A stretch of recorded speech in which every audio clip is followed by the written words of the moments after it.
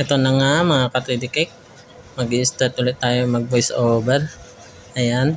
Pinalutan na natin ng buttercream. Tapos ano siya, may blue na buttercream design sa baba. Ayan, ganyan sa mga ka-3D Cake. Ayan yung design niya. Tapos yung parang shiny na candy. Ano siya, sugar na tinunaw saka glucose na may halo. Tapos ayun, ganun gagawin para tumigas.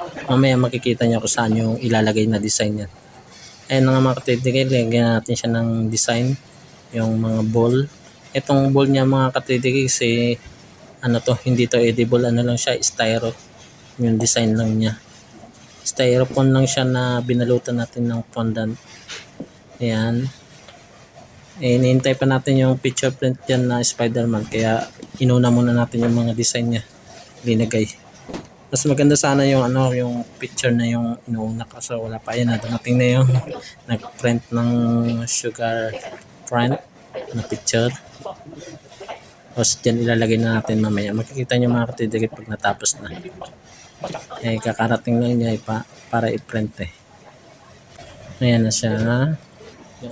Ayan, ganyan lang mga katidigit. Ayan yung mga print niya. Pinagdikit na natin. Ayan na siya. Tapos na ganyan lang mga katidigit. Tapos nilagay ko yung message na happy birthday. Ayan. Thank you for watching. Tapos na.